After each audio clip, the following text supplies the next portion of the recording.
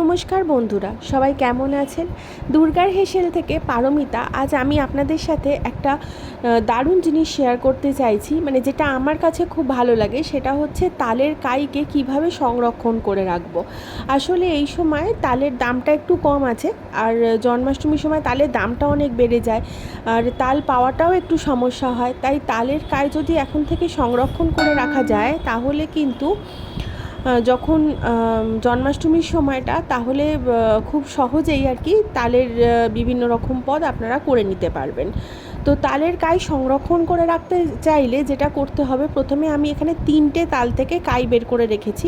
তারপর দেখালাম, ভালো করে হাত দিয়ে দেখে নিয়েছি যে কোনো ভেতরে সুতোগুলো যেগুলো থাকে না, ওই তালের নুটি থেকে যেগুলো ছেড়ে আসে, ওরকম কিছু আছে কি না। তো এখানে কিছু ছিল না।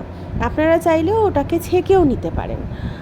আর তারপর সে একদম গ্যাসের ফ্লেমটা লো করে তালের কাইটাকে ফুটতে বসিয়ে দিয়েছি।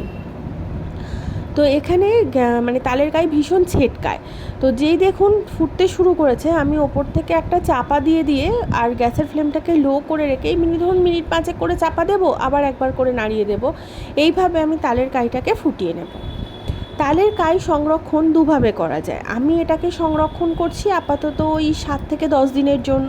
মানে আমি মেনলি ভিডিও কিছু করব বলেই সেই কারণে আমি এটাকে এখন আগে করছি।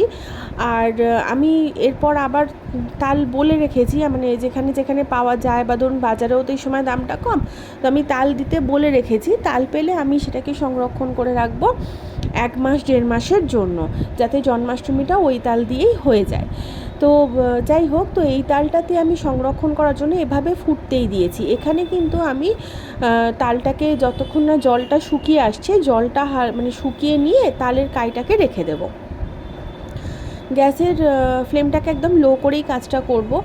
আর চাইলে এটাকে আপনারা রোজ একবার করে এরকম ফুটিয়ে নিতে পারেন, তাহলে ফ্রিজের বাইরেই রাখতে পারবেন।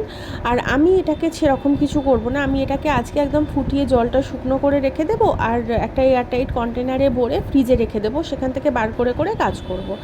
আর আপনারা যদি এটাকে 1 থেকে 1.5 মাস সংরক্ষণ করতে চান, মানে যেটা আমি পরের তালগুলোতে করব, তাহলে এখানে আমি 250-300 গ্রাম মতো চিনি দিয়ে দেবো। চিনিটা রস হয়ে যাবে, তারপর চিনির রস সমেত তালটাকে একদম শুকনো করে নেব। একদম শুকনো তো হয় না, মানে জলটা মরে যাবে, একটু পাল্প মতো হয়ে যাবে, তো সেরকমভাবে রেখে দেবো। চিনি দেওয়া থাকলে কিন্তু তালটা অনেক দিন পর্যন্ত ভালো থাকবে। অবশ্যই ফ্রিজে রাখতে হবে, না হলে রেগুলার ফুটিয়ে রাখতে হবে। তো ব্যাপারটা এটাই। যদি ভালো লাগে সাবস্ক্রাইব করে পাশে থাকবেন, আগামী দিনে অনেক সুন্দর সুন্দর রেসিপি